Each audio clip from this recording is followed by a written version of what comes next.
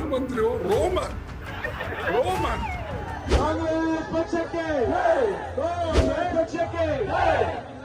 नमस्कार, आदाब, सत श्री अकाल, जय भीम, जोहार। मेरा नाम है नवीन कुमार।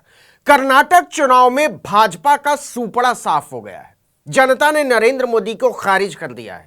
उनके लंबे लंबे भाषणों को लफ्फाजी से ज्यादा कुछ नहीं माना। जनता ने जनमत की कलम से लिख दिया है कि नरेंद्र मोदी को कौन क्या कहता है यह हमारे लिए किसी काम का नहीं है। वो गालियां गिनाते रह गए और जनता ने उनकी गद्दी ही छीन ली।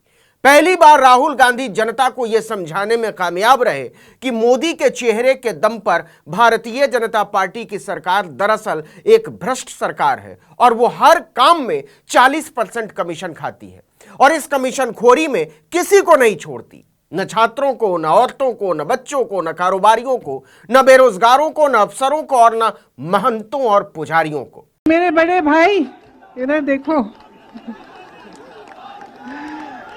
सबसे ज्यादा गर्व तुम पर है। इस पर और चर्चा करेंगे, लेकिन फिलहाल मैं आपका ध्यान दूसरी तरफ ले जाना चाहता हूं। कर्नाटक का चुनाव वैसे तो मुख्य तौर पर दो दलों के बीच का चुनाव था, बीजेपी और कांग्रेस, लेकिन इसमें एक तीसरी पार्टी भी थी और वो थी चैनलों की पत्रकार पार्टी। इनका पार्टी के तौर पर कहीं कोई रजिस्ट्रेशन नहीं होता, लेकिन वो खुलकर गठबंधन भी करते हैं, चुनाव भी लड़ते हैं और मीडिया भी चिल्लाते हैं। और उनका गठबंधन अनिवार्य तौर पर बीजेपी के साथ होता है। बीजेपी भी नहीं, नरेंद्र मोदी। इसीलिए कर्नाटक विधानसभा चुनाव में भाजपा को जिताने और नरेंद्र मोदी को अजेय साबित करने में लगे टेलीविजन चैनलों के पालतू एंकर और पत्रकार सदमे में हैं। इतने दिनों से माहौल बनाने में लगे थे कि मोदी नेता नहीं, नियंता हैं। उनके पास जादू की छड़ी है, वो छड़ी घुमाएंगे और जनता महंगाई का दर्द, बेरोजगारी का गुस्सा, भ्रष्टाचार का दंश सब भूल भाल कर मोदी जी के चरणों में गिर जाएगी। लेकिन जैसे जैसे वोटों की गिनती निर्णायक दौर में पहुंचने लगी, वैसे वैसे एंकरों और पत्रकारों के चेहरे मुरझाते चले गए। कुछ के चेहरे देखकर तो ऐसा लग रहा था जैसे झाग न फेंकते, कुछ बेहोश होते होते भी बचे और कुछ ने अन्न जल त्याग दिया। मोदी तो जैसे तैसे जनता के फैसले को स्वीकार भी कर ले, लेकिन उनके पाले हुए पत्रकारों के गले से यह बात नहीं उतर रही है कि कर्नाटक की जनता ने उन्हें ऐसा झन्नाटेदार जड़ा है कि न सहलाने से फायदा हो रहा है न बहलाने से। अडानी जी, अंबानी जी ने बड़े से बड़े नेता खरीद लिए, देश के सारे पीएसयू खरीद लिए, देश की मीडिया खरीद ली, लेकिन मेरे भाई को नहीं खरीद पाए और ना कभी खरीद पाएंगे। कर्नाटक की जनता ने नरेंद्र मोदी और उनके चेलों का सारा भरम तोड़ डाला है कि वो कुछ भी करेंगे, कुछ भी बकेंगे और जनता बस जिंदाबाद जिंदाबाद करती रहेगी।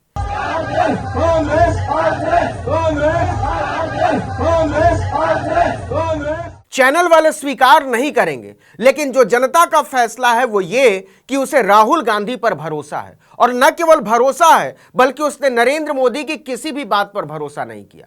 यह पूरा चुनाव भाजपा ने नरेंद्र मोदी के चेहरे पर लड़ा था।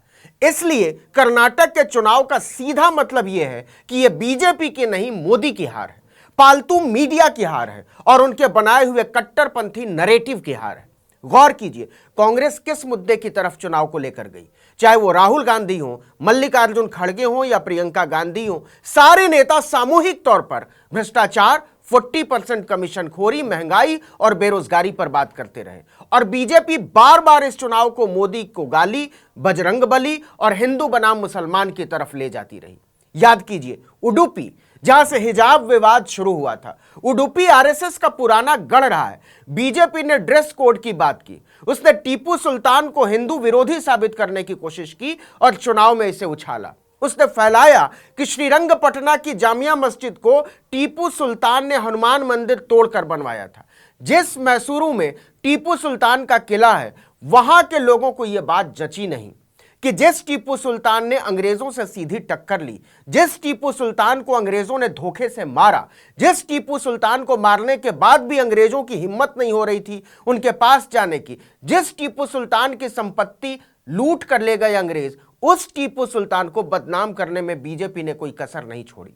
नतीजा यह हुआ कि मैसूर में ही बीजेपी और उसके फैलाए हुए नैरेटिव को जनता ने ध्वस्त कर दिया।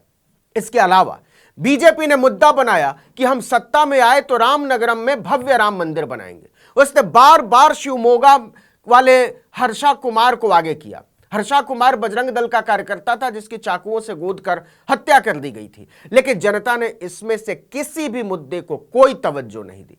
इस चुनाव में सबसे बड़ा मुद्दा बन गया 40% सरकार, मतलब बीजेपी 40% कमीशन खाने वाली सरकार है, आरोप लगाया कांग्रेस ने। 40% वाले नेता खड़े रहते हैं, छोटा से छोटा या बड़ा से बड़ा 40% लगेगा। सरकार 40% कमीशन लेती है, तो ये 40 नंबर अच्छा लगता है। 40 साल में सबसे ज्यादा बेरोजगारी हिंदुस्तान में आज है। जिन्होंने जो 40% भ्रष्टाचार किया है, जहां भी देखो बीजेपी के लोग 40% लेते हैं। मोदी कहते रह गए कि कांग्रेस भ्रष्ट है और हमें पाक साफ मानो, लेकिन जनता का फैसला बताता है कि उसने भाजपा को न केवल भ्रष्ट माना है बल्कि निर्दयी, नाकारा और अनैतिक भी माना है।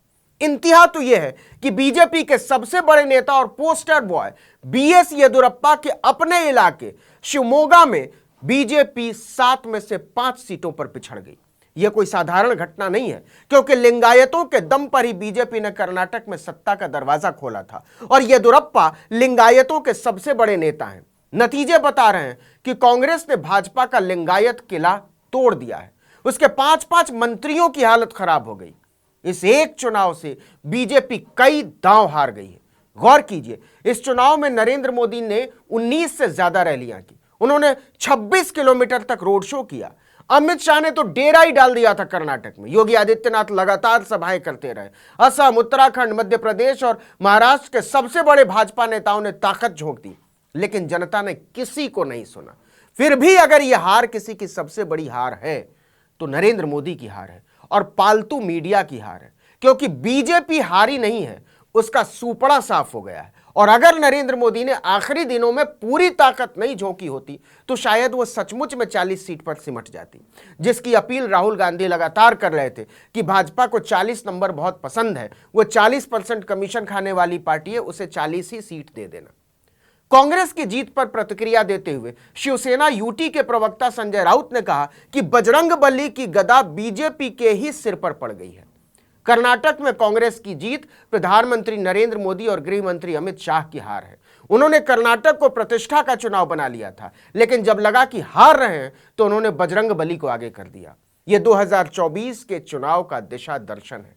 जाहिर सी बात है, यह नैरेटिव चल जाना कि 24 से पहले मोदी का जादू ढलने लगा है और सिर्फ अपने नाम पर लोगों को खींचने की उनकी ताकत जवाब दे रही है, भाजपा के लिए ठीक संकेत नहीं है। यह देखना वाकई दिलचस्प होगा कि क्या यह नतीजे 2024 में भी ध्रुवीकरण की राजनीति, नफरत की राजनीति, लफाजी की राजनीति, विपक्ष को जलील करने की राजनीति और जनतंत्र की मूल भावनाओं को कुचलने की राजनीति का भी जवाब साबित होंगे। इस वीडियो में इतना ही, लेकिन अगर आपने आर्टिकल 19 इंडिया को अब तक सब्सक्राइब नहीं किया तो फौरन कर लीजिए। बेल आइकॉन दबाइए, घंटी जैसी आकृति लाइक कीजिए और कमेंट करके बताइए हमारा वीडियो आपको कैसा लगा। यूट्यूब पर देख रहे तो हमारे चैनल को सब्सक्राइब कर लीजिए, फेसबुक पर देख रहे तो हमारे पेज को लाइक कीजिए, इंस्टाग्राम पर हमें फॉलो कीजिए और हमारा ट्विटर हैंडल है आर्टिकल 19_ इंडिया और मेरा ट्विटर हैंडल है नवीन जर्नलिस्ट। आप मुझे भी फॉलो कर सकते हैं। जहां कहीं भी हमारा वीडियो देख रहे हो, लाइक और कमेंट जरूर करें। नमस्कार।